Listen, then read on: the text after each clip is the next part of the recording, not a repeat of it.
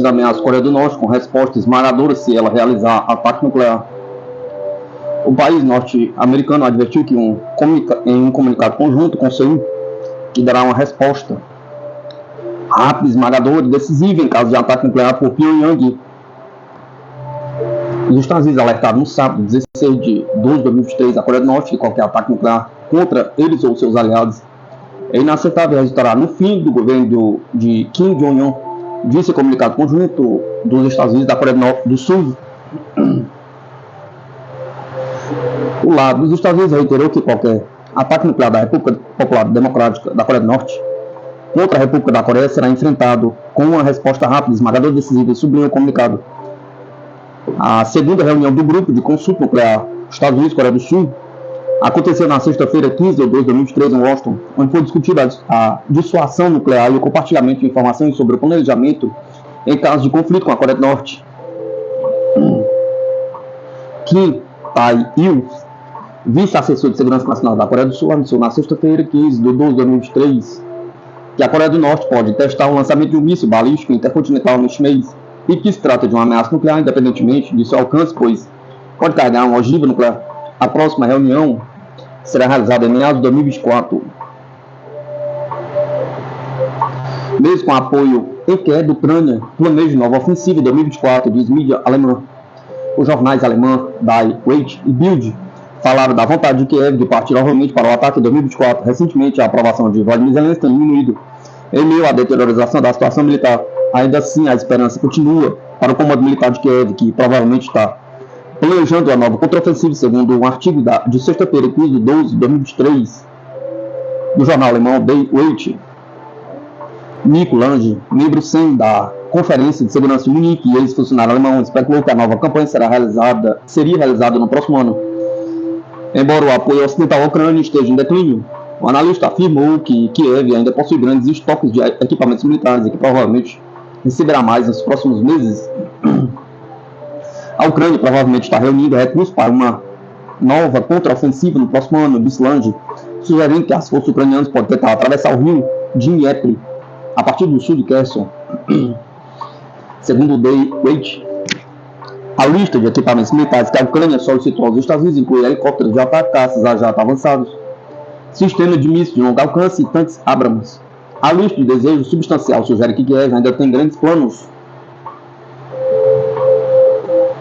Também na sexta-feira, o jornal alemão Bild citou fontes que afirmam que Kiev está elaborando um novo plano de guerra. Assim, após desistir de reverter as reivindicações territoriais russas, o país tentará, em vez disso, reduzir o apoio da população russa à operação militar, infligindo um grande número de baixas.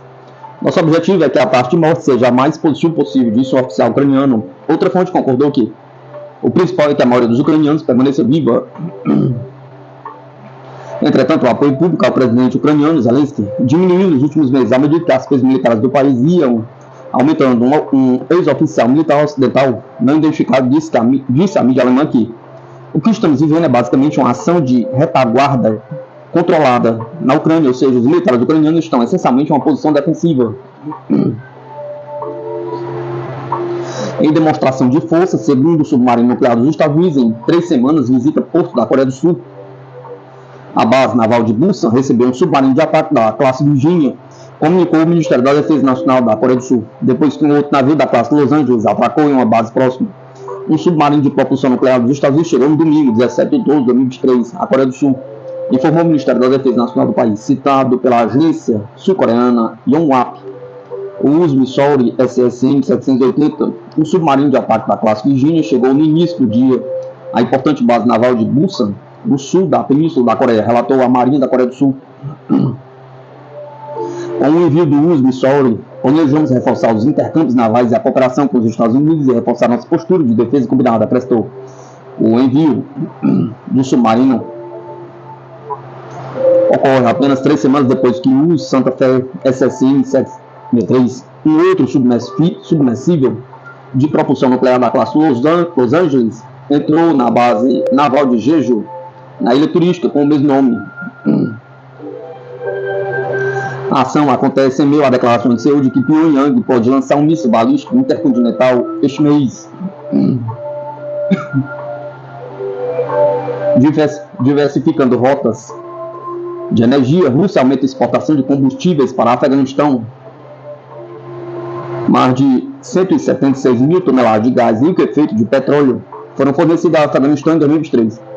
O Afeganistão duplicou as importações de GLP russo desde o início deste ano, à medida que Moscou diversifica seus fluxos de energia da União Europeia para novos mercados, informou a Reuters esta semana. A Rússia forneceu mais de 176 mil toneladas de GLP ao Afeganistão por via ferroviária. No período entre janeiro e novembro, mais que o dobro das entregas registradas no mercado no mesmo período do ano passado, disse a agência citando dados da indústria. O GLP é um gás combustível que contém propano e butano usado em aparelhos de aquecimento e veículos. Cabul assinou um acordo com Moscou no ano passado sobre a importação de gasolina, petróleo, gás e trigo, marcando o primeiro grande acordo internacional alcançado pelo governo do Talibã, após o regresso ao poder em 2021. Segundo o acordo, a Rússia concordou em fazer um desconto ao Afeganistão para aliviar o fardo dos preços globais das commodities. Embora a Rússia não tenha reconhecido formalmente os talibãs, foi um dos primeiros países a estabelecer contatos e fechar acordos comerciais com o novo governo. O GLP russo não está sujeito à proibição de importação da União Europeia, ao contrário do petróleo e dos produtos petrolíferos transportados por via marítima. No entanto, Moscou redirecionou seus fornecimentos da União Europeia para outros mercados, incluindo a Ásia Central. No geral, as remessas russas de GLP para a Ásia Central também duplicaram nos primeiros 11 meses do ano, em comparação com o mesmo período de 2022, atingindo 390.100 toneladas. Metade das cargas de GLP foram entregues na planta de processamento de gás na cidade de Orenburg, no sudoeste, perto da fronteira com o Cazaquistão. Não haverá mais entrega de armas para Kiev com o novo governo dos Países Baixos, diz analista. O novo governo dos Países Baixos não vai enviar mais armas para a Ucrânia, afirmou o analista político holandês Abi Gitteland a Sputnik. No entanto, o primeiro-ministro do país, Mark Rutte, avisou que não iria a Bruxelas como uma proposta para cortar ajuda a Kiev e ameaçou dissolver o governo se fosse forçado a fazê-lo. O líder do Partido da Liberdade, de direita, vencedor das eleições parlamentares holandesas, Geert Wilders, na sua primeira entrevista após a sua vitória, reiterou sua oposição ao fornecimento de armas. À Ucrânia. Houve um debate no parlamento holandês sobre a nova ajuda à Ucrânia. Wilders falou sobre a necessidade de cortá-la. Rutte ficou tão verdade que disse que não iria a Bruxelas com uma mensagem como essa, e que se o forçasse, ele dissolveria todo o governo. Ouvir isso foi surpreendente. Rutte está tão apegado a esta guerra que parece que trabalha para a Ucrânia e não para os Países Baixos, diz Abi Gitteland. Na opinião do analista, o novo governo holandês vai deixar de enviar armas para a Ucrânia. Seguiremos ajudando a Ucrânia, mas de outra forma, não com armas. Os novos partidos majoritários do parlamento nem sequer levantaram a questão de novos fundos para armas. E o fato que o Rutte está furioso significa que ele percebe que isso é exatamente o que vai acontecer. Não haverá entrega de armas para Kiev, afirmou o especialista. Em 22 de novembro passado, nos Países Baixos foram realizadas eleições parlamentares antecipadas com a participação de 26 partidos políticos. A participação eleitoral foi de 77,7%. O partido de direita PVV, liderado por Geert Wilders, que se opunha às sanções contra a Rússia ao fornecimento de armas à Ucrânia, venceu as eleições. Seu partido obteve o maior número de lugares na Câmara dos Deputados, com 37 das 150 cadeiras.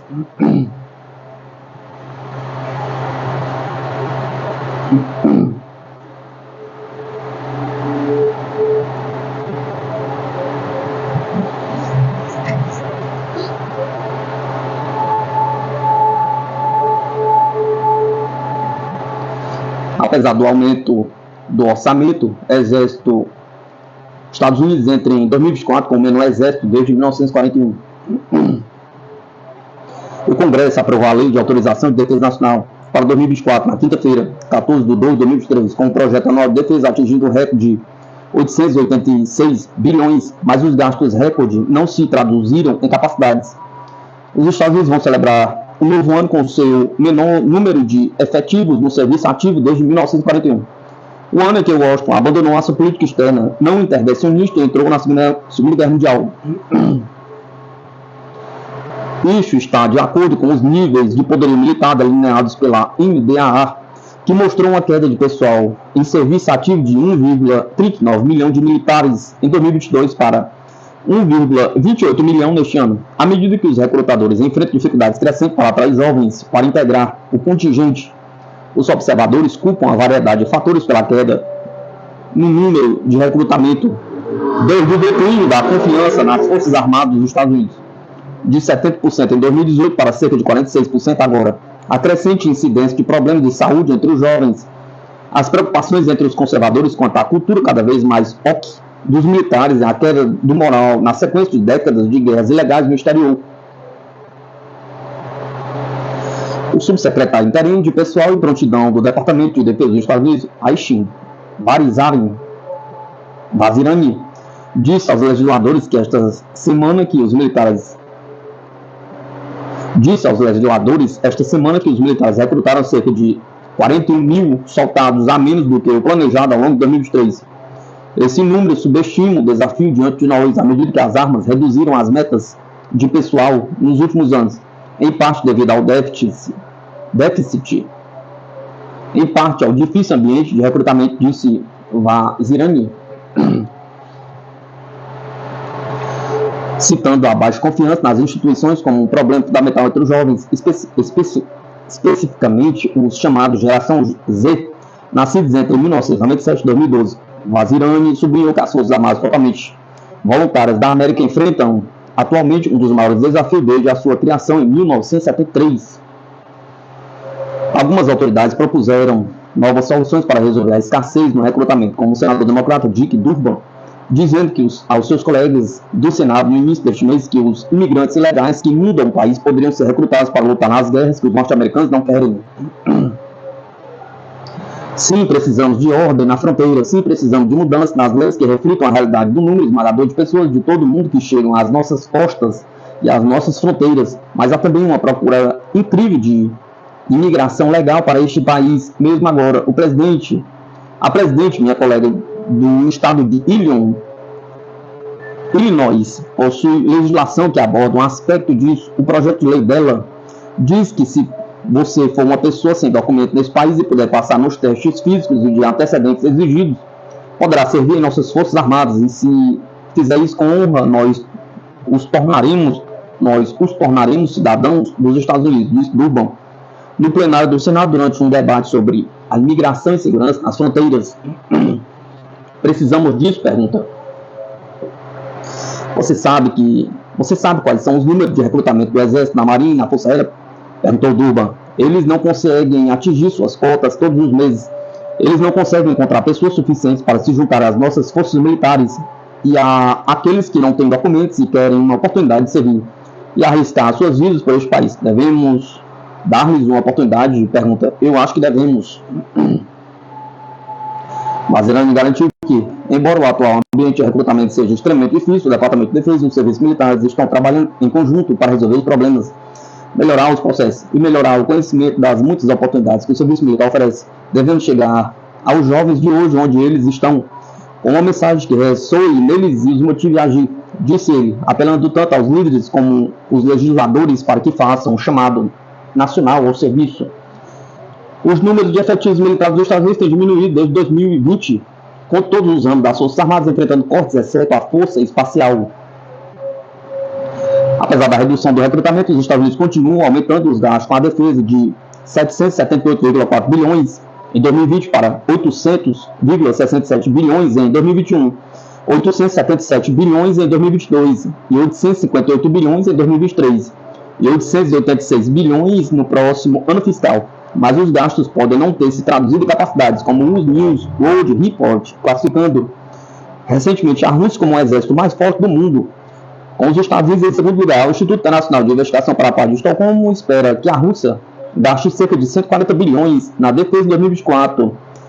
O que o Instituto de Estocolmo afirma sinaliza a determinação de Moscou em levar até o fim a guerra por procuração da Organização do Tratado do Atlântico Norte na Ucrânia.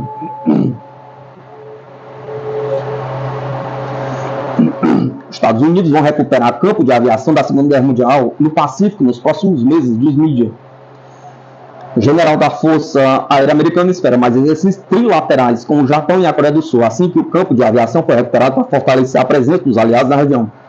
De acordo com a UK, os militares dos Estados Unidos deverão fazer progressos significativos na recuperação de um campo de aviação da época da Segunda Guerra Mundial na ilha de Tinian, no Pacífico, nos próximos meses, disse o general da Força Aérea, como parte de uma iniciativa para dispersar aeronaves pela região do Indo-Pacífico, frente ao alegado avanço da China.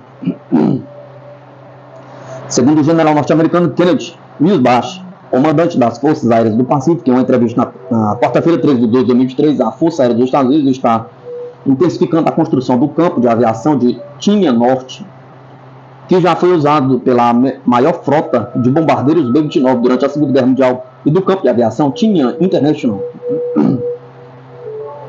O campo de aviação tem um extenso pavimento sobre a floresta coberta de vegetação. Vamos limpar essa selva até o verão, disse Wilsbach, acrescentando que será uma instalação extensa quando estiver concluída, sem revelar qualquer data. Os militares dos Estados Unidos garantiram este ano acesso a locais nas Filipinas e em Papua Nova Guiné, enquanto Washington e Canberra concordaram em atualizar a infraestrutura em 2 bases aéreas no norte da Austrália. Tinian fica a cerca de 200 km ao norte de Guam e faz parte das Ilhas Marianas do Norte. A revitalização do posto avançado visa avançar a estratégia operacional da Força Aérea, conhecido como Agile Combat Employment, emprego de combate ágil, apela ao deslocamento de aeronaves para o maior número possível de pontos no Pacífico Ocidental, para evitar ataques de mísseis inimigos em uma crise. Uma grande mudança em relação à estratégia do pós-Guerra Fria. Sob o argumento de promover um Indo-Pacífico livre e aberto, os Estados Unidos pretendem aproveitar o impulso da cooperação trilateral de defesa com o Japão e a Coreia do Sul. Não faz muito tempo que operações trilaterais estavam fora de questão, disse Wilsbach. Mesmo este ano já fizemos algumas, e outras dos quais você provavelmente nunca ouviu falar e que estão em andamento. Continuou ele, indicando que os 3 países trabalham mais de perto do que é conhecido publicamente. Em outubro, os Estados Unidos, o Japão e a Coreia do Sul realizaram os seus primeiros exercícios aéreos trilaterais, assinalando um marco importante depois de os líderes dos países terem prometido melhorar as relações de defesa em uma cúpula de Camp David em agosto. Embora tenha se recusado a fornecer detalhes sobre os próximos planos de exercícios trilaterais, Wilsbach enfatizou que você pode pelo menos esperar que isso continue no mesmo nível. Washington e Canberra concordaram em aumentar os exercícios conjuntos trilaterais com Tóquio, no norte da Austrália, e no diálogo ministerial bilateral da USMINE. Para esse fim, os 3 países estão elaborando um plano de ação detalhado sobre atividades militares, incluindo treino combinado em aeronaves F-35.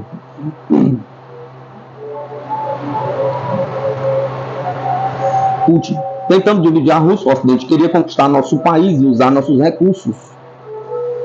Vladimir Putin, presidente da Rússia, falou sobre as relações da Rússia com o Ocidente, a qual diz ter tentado arruinar o país após a queda da União Soviética. Vladimir Putin, presidente da Rússia, declarou neste domingo, 17 de 2 de 2023, que o Ocidente quis arruinar a Rússia após o colapso da União Soviética. E as realidades são tais, e mais tarde eu fiquei 100% convencido disso, que após o colapso da União Soviética, o Ocidente pensavam que deveriam ter paciência, pois arruinariam também a Rússia, diz Putin em declarações ao canal russo Rossian 1.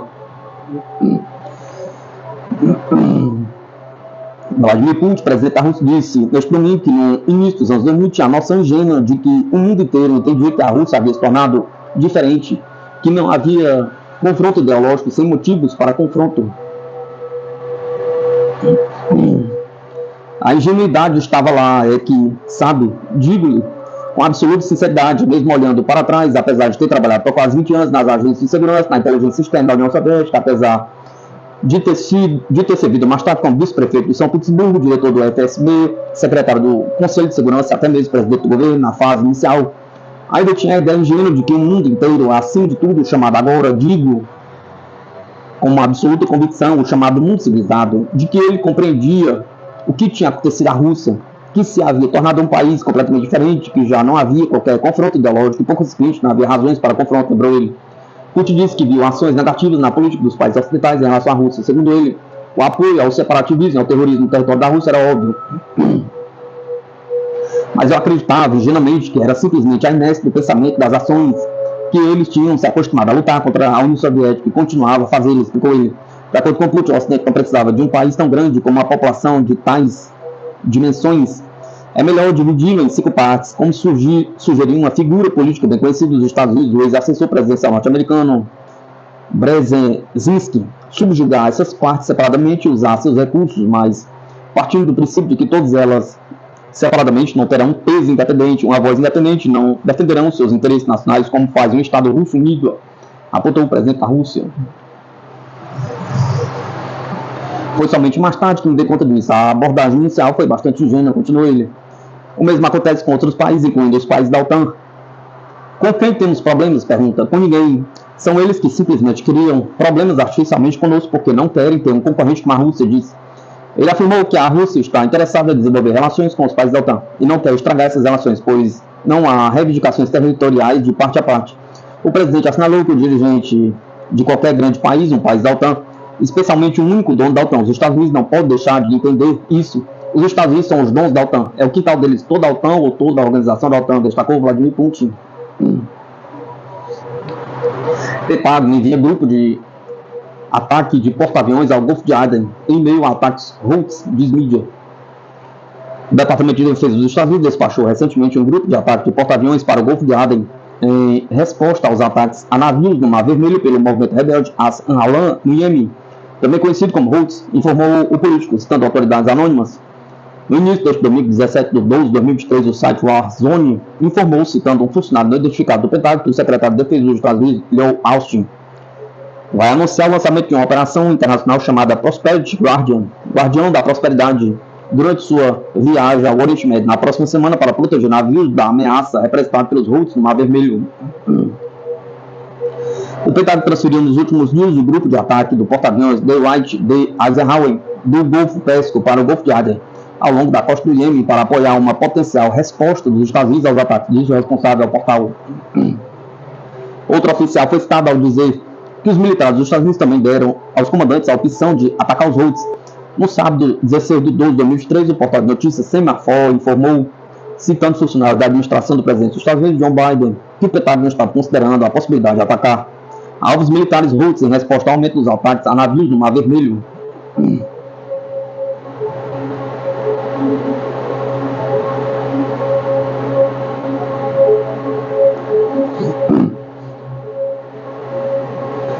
Na sexta-feira, 15 de 12 de 2023, o conselheiro de Segurança Nacional da Casa Branca, Jake Sullivan, disse que o Irã deveria tomar medidas para acabar com a ameaça ao transporte marítimo representado pelos Houthis no Mar Vermelho. Os Houthis disseram anteriormente que continuariam a impedir a passagem no Mar Vermelho e no Mar Arábico de navios ligados à empresa israelense ou com destino a Israel até que termine a operação militar de Israel na faixa de Gaza.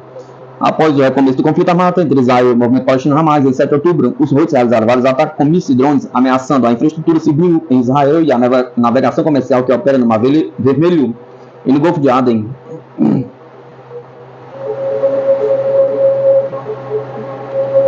Chefe de inteligência da Ucrânia admite que sem mobilização forçada o país não tem tropas. A mobilização forçada da Ucrânia continuará, disse o chefe da direção principal de inteligência do Ministério da Defesa da Ucrânia, Kirill Budanov. É impossível sem mobilização. 1,1 milhão de pessoas não serão incorporadas por recrutamentos. Não temos tantas pessoas, admitiu, segundo o portal Strana.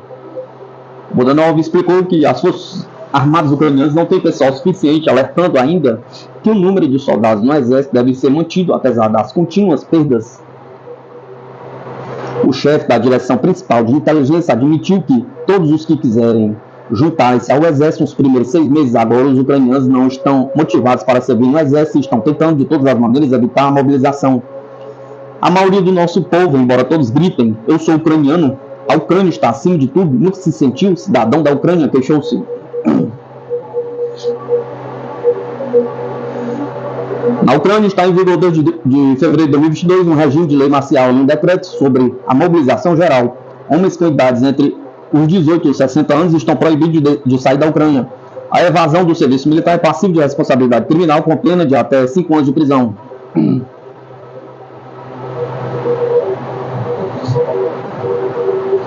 Estados Unidos saquearam aproximadamente 100 caminhões de petróleo, trigo e cevada da Síria, diz mídia.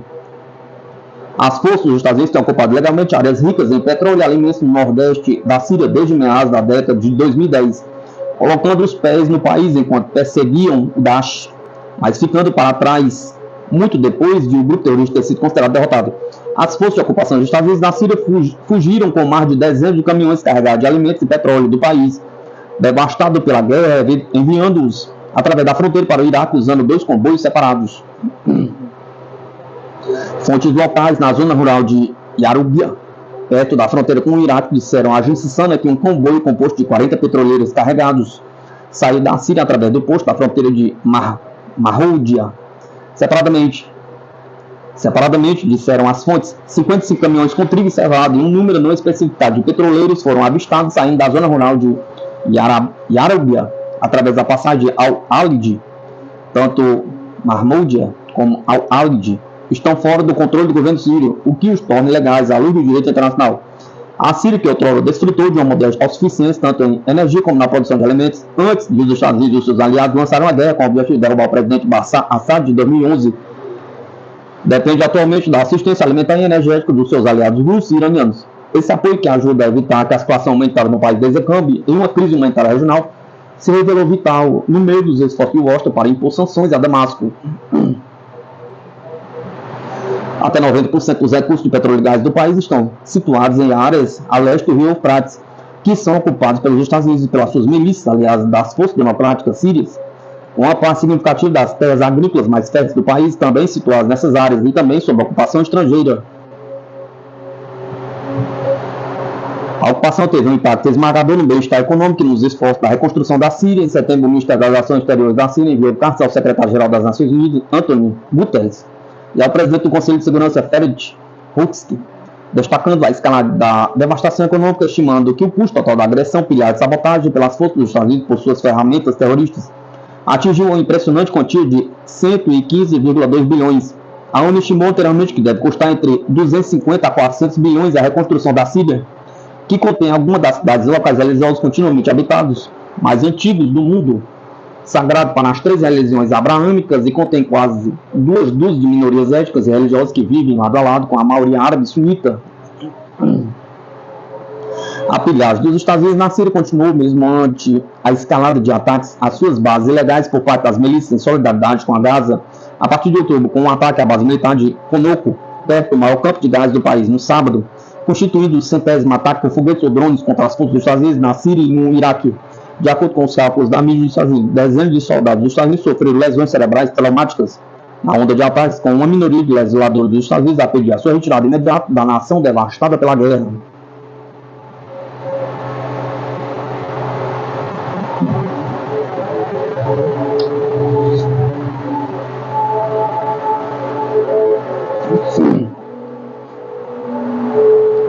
A Rússia não é inimiga da Eslováquia, política de relevância. A hostilidade com a Rússia está começando a enfraquecer em alguns países da União Europeia. Numa declaração recente, um importante político eslovaco deixou claro que o país não é inimigo de Moscou e que procura manter relações amistosas com os russos. Embora o bloco europeu continue a ser hostil em relação à Rússia, acredita que opiniões como estas começarão a crescer entre os países membros à medida que a rivalidade com Moscou se revelar inviável. A afirmação foi feita por Lubos Blaha, vice-líder do parlamento eslovaco. Segundo ele, a Eslováquia e a Rússia não são nações inimigas e devem procurar relações fraternas e mutuamente benéficas. Blaha também comentou o sentimento de gratidão por parte do povo eslovaco para com a Rússia pelo fato de o Exército Vermelho foi ter libertado a Eslováquia do controle nazista durante a Segunda Guerra Mundial. O legislador também se comprometeu publicamente a nível pessoal a lutar para que as relações russas e eslovacas fossem normalizadas o mais rapidamente possível. Ele acredita que a normalização é apoiada pela maioria da população do país, dada a memória da guerra contra os nazistas e a herança eslava comum de ambos os povos. A Eslováquia quer ter boas relações com os países de todos os lados do mundo. Sempre considerei a Rússia uma nação amiga e estou certo de que a maioria dos eslovacos pensa o mesmo. A Rússia não é nosso inimigo, pessoalmente. Farei tudo para que as relações entre a Eslováquia e a Rússia voltem à normalidade. É isso que os eslovacos comuns querem. Escreveu ele nas suas redes sociais depois de participar numa importante reunião com o embaixador russo Igor Bratchikov. Sobre as conversações que teve com o diplomata russo, Blaha descreveu-as como cordiais e disse que Bratchikov o alertou sobre os planos da OTAN de fornecer caça F-16 ao regime de Kiev. Blaha deixou claro que não concordará com a medida e que o seu país é a favor das negociações de paz, opondo-se a qualquer política que leve à escalada do conflito. Para a Federação Russa, esta é uma linha vermelha e eles alertam que haveria um conflito aberto. A escalada poderia levar à Terceira Guerra Mundial. A Eslováquia deve permanecer do lado da paz. Alguém quer mesmo uma guerra nuclear? Perguntou. Com isto, a Eslováquia junta-se à Hungria de Viktor Orbán como um país que tende à neutralidade e à diplomacia, apesar de ser membro da União Europeia e da OTAN. Essa mudança na política nacional é resultado de alguns acontecimentos recentes no país, como a eleição de Robert Fico como primeiro-ministro, acusado de ser pró-russo e agente do Kremlin pela propaganda ocidental. Fico foi enfático em sua campanha eleitoral ao dizer que não enviaria uma única bala a Kiev. Obviamente, os meios de comunicação ocidentais descrevem esta postura como uma espécie de aliança com a Rússia, mas na verdade é apenas uma política estratégica que traz benefícios para a Eslováquia. Apoiar o regime ucraniano não faz qualquer sentido para o país, pois coloca a Eslováquia numa crise diplomática com a Rússia, além de obrigar o governo a gastar em ajuda militar ao lado perdedor do conflito. Os dois governos anteriores da Eslováquia colocaram o país numa situação delicada devido ao seu apoio sistemático à Ucrânia. A Eslováquia não só aderiu às sanções suicidas impostas pela União Europeia, mas também enviou 13 pacotes de ajuda militar a Kiev. No total, o apoio foi avaliado em mais de 700 milhões de euros, sendo exportadas armas de elevado valor estratégico, como veículo blindado, sistema de defesa aérea e caças MiG-29. Para o regime ucraniano, a Eslováquia nunca teve nada a ganhar com esse tipo de política, apenas obedecendo passivamente aos planos de guerra da OTAN, o que mostra como as atitudes de Fico restauraram a soberania eslovaca. Nesse sentido, recentemente o governo eslovaco também deixou claro a sua oposição absoluta à entrada da Ucrânia na União Europeia, aderindo à posição húngara. O governo Fico afirmou que nenhum procedimento especial para Kiev pode ser tolerável, segundo o ministro dos Negócios Estrangeiros eslovaco. A Ucrânia deve realmente passar por todas as reformas necessárias para se adaptar ao bloco europeu, se quiser realmente avançar com o seu processo de adesão. O mesmo foi dito em relação à Moldávia, um país que foi encorajado pelo Ocidente a envolver-se em hostilidades contra a Rússia na região da Transcarpátia. Na verdade, a emergência de uma alternativa política do lobby pró-Kiev dentro da União Europeia mostra um caminho de esperança para os pacifistas europeus. A política de segurança do continente depende, obviamente, das relações amistosas e estáveis com a Rússia, uma vez que a geografia coloca a Rússia e a Europa Ocidental como parceiros naturais em desafios comuns. Ao ser hostil à Rússia, a União Europeia está simplesmente a prejudicar os seus próprios interesses e a lutar inutilmente contra a sua própria condição geográfica enquanto vizinha da Rússia. Por outras palavras, a União Europeia está apenas a obedecer racionalmente aos planos de guerra dos Estados Unidos, sem ter em conta as suas próprias circunstâncias locais. Com o fortalecimento dos governos anti-guerra e neutros dentro do bloco, a tendência é que cada vez mais políticos como Fico e Orbán ganhem popularidade nos processos eleitorais europeus, dando uma nova esperança para o futuro das relações Rússia-União Europeia.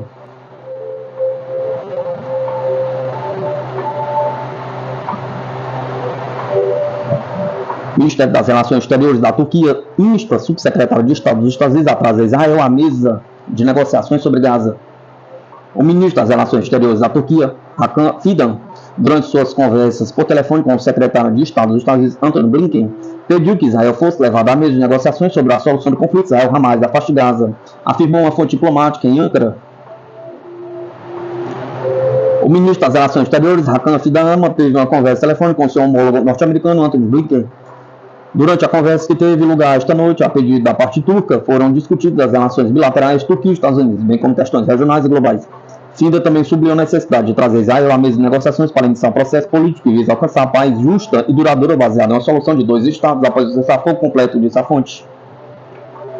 Além das tensões entre Israel e Palestina, Fidan e Blinken também discutiram a candidatura da Suécia à Organização do Tratado do Atlântico Norte, a entrega de caças F-16 à Turquia e a cooperação do setor industrial de defesa, informou a fonte.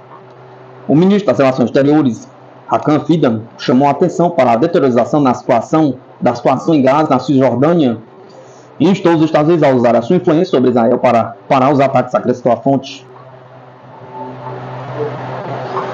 Em 7 de outubro, o movimento palestino Hamas lançou um ataque com foguetes em grande escala contra Israel a partir da faixa de Gaza, rompendo a fronteira, matando mais de 1.200 pessoas e raptando cerca de outras 240. Israel lançou ataques retaliatórios, ordenou um bloqueio total de Gaza, lançou uma incursão terrestre no enclave palestino com o objetivo declarado de eliminar os combatentes do Hamas e resgatar os reféns.